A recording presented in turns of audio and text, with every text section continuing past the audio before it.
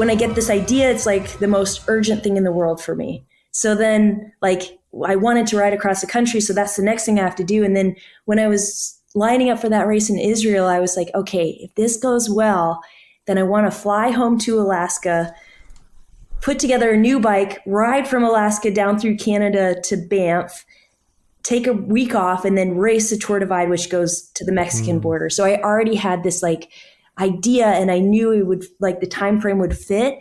And then I was like, that's what I need to do next. And then I started looking like at the women's record of the Tour Divide, and I'd never raced it, but I toured parts of the route, and I knew like it's not technical, it's dirt roads. And at that time, my friend had the record, and she averaged like 145 miles a day for 19 days, which is a long time to do something. But I was like, I'm averaging that distance on single track.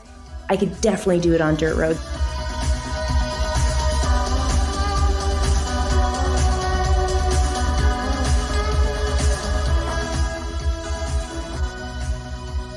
Well, that was Lael Wilcox, the episode that we had last week, a great episode. And ironically, we had that episode up when I was riding up myself doing a bikepacking trip on my way to the World Championships. As you can probably hear now, or maybe you can't, but I'm in the car on my way back to Melbourne. I'm not that silly.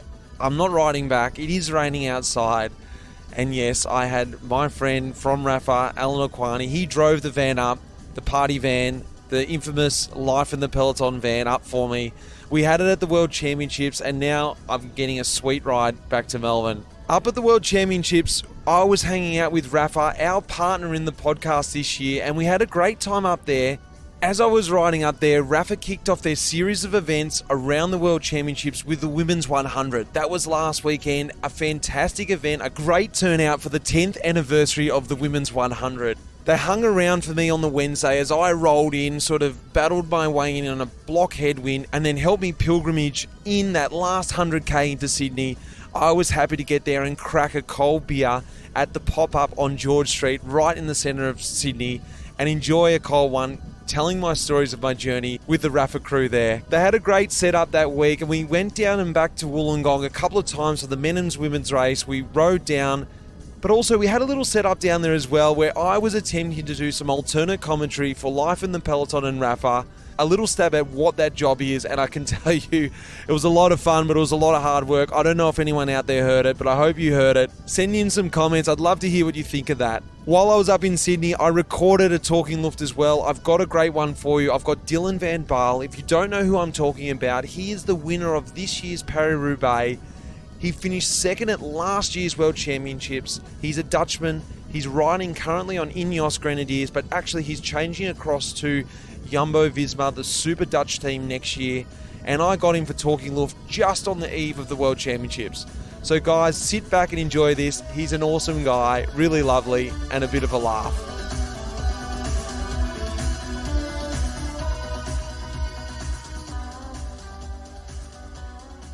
All right, here we are. We're at the World Championships, and I've managed to track down Dylan van Baarle, a bit of a favourite of mine, actually. For anyone out there who doesn't know, shame on you, because he is the winner of this year's Paris-Roubaix, the best race in the world. Dylan, welcome to the podcast, mate. Thanks for having me. Good to have you in a relaxed atmosphere out here in Australia, but let's just crack on. This is Talking Luft. Now, to run you through it, I break it down into little topics. We've got style and clothing first, a few questions. Then we've got food, rituals, culture, and then a few questions about you. Perfect. You ready? Yeah, ready to go. All right. The first question is caps. Capolinos, casquettes, the mini cycling caps out there. What is your style? How do you wear it? When you go to the podium, do you wear it forwards with the brim down? Do you wear it brim up? Do you wear it backwards? Do you have it pulled down on your head? Do you have it up? Yeah, I use like the cycling cap I used, or I wear it with the cap up. Brim up, yeah? Yeah, I think so. Yeah, looks forwards, better for me. brim up. Okay. Yeah, forwards, like brim up. Like normal caps, I would wear it like both ways actually, like the other way around or just a normal way. But when you have like a flat cap, the one you are wearing now, people can't see it, but I used to wear them like the other way around. Backwards. Yeah. What about if you could have raced back in the day, back in the 90s or 80s, without helmets, what would your style have been? Would you have worn one of those leather helmets? Would you have just gone hair flowing in the wind, got the Dutch locks flowing in the wind, or you were on casquette, headband even? I think a headband Yes, looks pretty cool. well done. Yeah. Headband looks pretty cool. Yeah, when that- I see pictures from the old days, then the headband looks the best. Not the leather. Not the snag helmet. All right, now we're going to talk a bit of pro sort of like style. Do you wear arm warmers over your sleeves or under your sleeves? Under. What about when you pull your arm warmers down and you've got to pull them back up during the race? Do you tuck them back under the sleeve? Ooh, then not. Yeah, well, there we go. Yeah, then not. But that's more like because it's easier to put them over. Okay. But when I start the race, it's under. All right. 100%. Gloves or no gloves? Training, no gloves. Racing, always gloves. Why no gloves when you're training? Yeah, I don't know. It just feels more free. But I've crashed a few times now where I just slid off the handlebars because my hands were too wet in training. So in summer, I sometimes use gloves, but normally I don't like them. No. Socks over or under the leg warmers? Under. Yeah, it's under. Glasses over or under the helmet strap? Oh, over. Race suit or Nixon jersey? Race suit. Yeah. Oh. And when you win the World Championships, are you going to don the full Chippo look? White Nicks, socks, gloves, go for it? Or what's your style when you become world champion? I think a black shorts. Ah, traditional. Yeah, but then like fully, like bike, gloves, glasses, Everything. Yeah, then everything. Yeah. All right, let's move to food. Rice or pasta? I like pasta more. I eat more rice at races, but yeah, if I can have a choice, then pasta. Normal breakfast or pre-race breakfast? And what I mean by that is, do you eat dinner at breakfast time? You know, you have like a rice and like an omelette and that sort of feel? Or do you just do like, nah, I'm just having a normal breakfast at the start of a race. I want to have pancakes, I want to have cereal. What are you before a race? No, I'm more like a rice omelette. Not so much. So normally I eat like toast, avocado, omelette, and then I just eat some rice with Alpro yogurt. Yeah. So a bit of a combo. To make it a bit more sweet, more like a rice pudding basically. Oh, right. You mix it with the rice. Yeah. I mix it with the rice, so it's easier to eat. Favorite race food? That one piece of race food when you walk in the bus and you're like, yes, they've got that. I can't believe it. Oreo rice cakes. Oh, yeah. Yeah, definitely. Are you a coffee stop guy or not? Like when you head out training, you like to stop for coffee? Is it even a question? Yeah. No, 100%. What do you stop? What do you get when you stop? Are you like a savoury man? You like a sandwich, or you get like a nice piece of cake? What's your choice? Cake. I'm really a dessert kind of guy, so always cake. Are you espresso man, or are you like a filter coffee? Yeah. So in Europe, it's not really usual to get filter coffee on a coffee stop. So in Holland, sometimes I drink filter coffee. It's big in Holland, isn't it? Yeah, in Holland it's good, but in France they don't like the filter coffee. No. Even good coffee is hard to get there. Italy, espresso. Cheat meal. That one meal that you've been locking it down for so long and you're like, you know what, that's it. Bugger it. I'm having it today. I've done 6 hours. I'm having, what is it? It's hard to get in Monaco where I live now, but my off-season guilty food is chicken satay. Oh, yeah. You know it? Yeah. Like with satay, like peanut sauce? Yeah, peanut sauce, sweet potato fries. Ooh. Yeah, lovely. Oh, lovely. I haven't heard that one. I like it. Yeah. Everyone always goes for the stereotypical burgers or whatever, but I like that. I mean, sometimes I eat a burger anyway during the season, but like off-season food is chicken satay. Yeah. All right, let's move to rituals. Crosswinds or mountains? I would say mountains. Training or racing? Yeah, I like both actually. I don't mind to train, and I really like to race. So it's a win-win situation for me, I guess. And they both have a purpose, don't they? Yeah, and I just like to be out on my bike with training, and then racing. You're just focused to get some results. Best and worst roommate. It's hard. A lot of people don't like throwing the worst one under the bus, but some people do. They like just, going, you know what, this guy. My best was must be Sebastian Langeveld, I think. I spent a lot of time with him on the room when I was with him at Cannondale, Garmin Sharp before. National team? Yeah, national team as well. So I have a really good connection with him. So I would say Langeveld for the best roommate. Worst roommate? Who's going to get thrown under the bus here? Yeah. I need to be careful. Weaning? Yeah. Waning? No, I've never slept with Waning. I would say maybe Kelly Elisonde, because he was always for a long period on the toilet. I don't know what he was doing, but always like a long time. So maybe Kenny can explain. I'll have to get him on here. Are you a bus man or are you a car man? At the end of the race, when that DS goes, all right, guys, come on, someone needs to get in the cars. Are you that guy who goes, I've got to get out of this, I need to stay on the bus? Or you're like, yeah, I'm in the car. Nah, no car for me. Yeah. Bus, always. Like, even if it's like 1.5 hours shorter with the cars, no, bus. I still haven't run into someone who says they want the car yet. Richie Port. Does he? Richie Port is Why? the man. Yeah, I don't know. Wants to get back quicker, but it's not even He doesn't quicker. like us. He doesn't like us. No, he's always like the quickest. Yeah, to do everything. Quickly down to dinner, quickly back up in the room. Yeah, I guess because Quickly if up you're the a mountain. GC guy, then you're normally early at the bus anyway. So then it's easier to go by car. Yeah, that's and true. maybe it's became a habit. Which seat do you sit on the bus? Do you have that one seat where you like? Are you a middleman? You're first the front, maybe down the back in the showers? What's your seat? Yeah, I would like to sit on the front always. Oh, yeah. Front row. Because normally I get sometimes a bit car sick. So then I can see out of the window and then it's okay. But normally always Sir Dave B was sitting on one of the seats. So there was only one spot free. So you always had to fight a bit for it. But yeah. Nice. All right, let's move to culture. A couple of topics left. Favorite rider of all time? Yeah, I would go for Cancellara. Oh, nice. Yeah. Pretty handy. Yeah, pretty handy. Yeah, when I was young and watching Flanders, Roubaix, I even bought those orange Oakley glasses that he had. Yeah, it was pretty cool rider. Mate, it's pretty cool that you can sort of emulate, some Cancellara ridings on the stones yourself. Yeah. All those years later. No, true. That Yeah.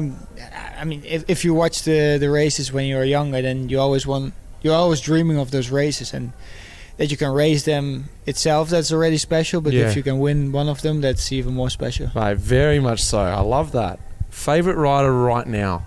Yeah, like versatile. Favorite rider would be like Van Aert. I think what he does is incredible. Yeah, I would go for Van Aert. Best moment in a race, that one moment when you start a race and you go, I just love this bit, the neutral zone, we're talking to mates, or it could be when the break finally goes, or it could be actually the last kilometre and you say, finally, we've made it. What is that best moment for you in a race? I think when the break is gone and everything relaxes, and there's always like this 10, 15, 20k where it's a bit more relaxed. Yeah, I would say, because the rest is just stressful. Right, worst moment in a race, that one moment where I just hate this bit, why? When the DS says there is crosswinds, well, there's no crosswinds. Oh yeah. Like not enough wind. So it's just stressing for nothing. Oh, I hate it. Yeah, I really hate it. Favorite kit of all time in team, and what I mean by this is it could be like the team had the best kit, but you didn't really like their roster, but I really loved that team, their roster, the riders, but their kit sort of sucked. Or you could go, I just loved everything about that team. For me, it was Mappe. Mappe kit I loved, but also the roster was awesome. I know I always take the good one, but sometimes you can find some other ones out there. I like the Fosse Bortolo one as well. Yeah, well, it That's gets a lot pretty of good calls. Good one. Yeah. Fosse Bortolo one. Or the one that, I mean, that's a different one, but like the Pozzato Italian national champion kit. Like the black one was also cool with like the gold, and I quite liked that one. Yeah, he did well, didn't he, with that kit? Yeah, he did well. Cobbles or gravel? And I've never really done gravel, so I would say cobbles then. All right, let's do it. About you. Last topic. Headphones or no headphones when you're out riding? Headphones. What's playing in the headphones? You got podcasts, you got music. What style of music? It depends a bit on my training. Like if I have a hard training, then I will pump some beats basically. Some stuff. Techno, some techno, deep house, that kind of stuff. But if I have just a general ride, maybe some podcasts, some easier music to just relax a bit. Yeah. Do you read books or watch Netflix when you're on the race? Netflix. What are you watching right now? Got anything good for us? Right now I'm not watching so much, but I've just finished the 3rd season of Drive to Survive in the plane.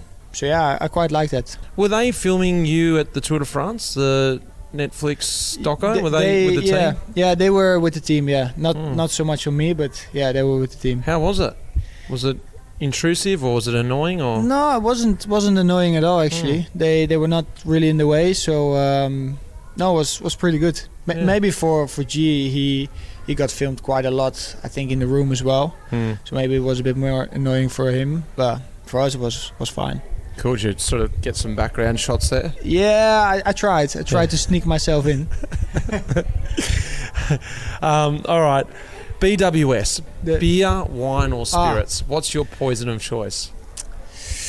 I like wine, but when I go out it's more beer.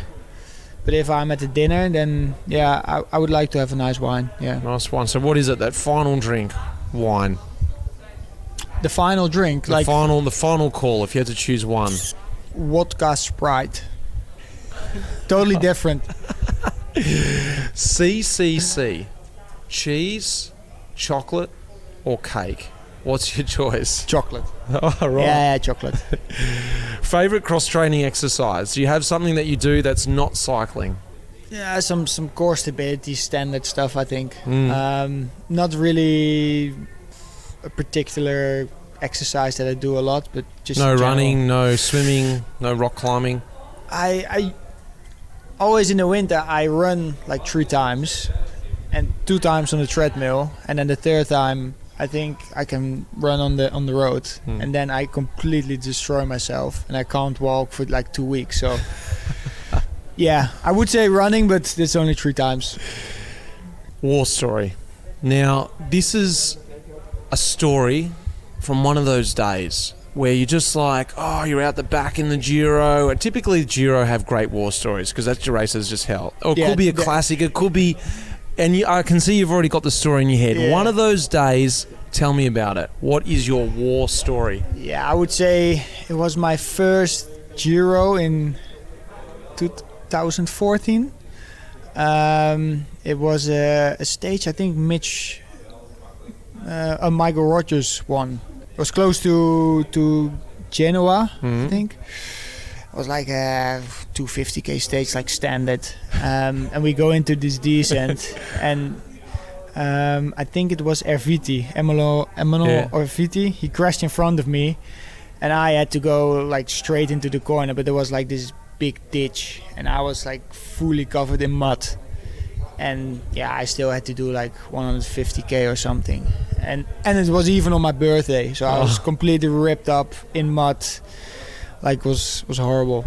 And you suffered your way to the finish, gruppetto, and and then my mom was also standing at the finish line, but I wasn't really happy because I was just like in pain and in mud, and it was a horrible day. It was one of those days. Last thing, the best thing for you about riding a bike, why do you still do it? You know, all those hard days where you actually hate it, but what gets you back on riding a bike? What's the best thing about riding a bike for you? Just the freedom. On training days, you know, you can like ride whatever 5, 6, maybe even 7 hours, and you can see the nature. It's quiet. Sometimes depends where you are, but for me it's like almost like a mindfulness exercise, you know.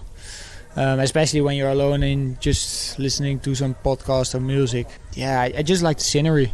I like to discover different places as well, and just go somewhere for a training camp where you've never been. Yeah, I really like that. Awesome, mate. Thanks for being on the pod. No worries. Thanks a lot.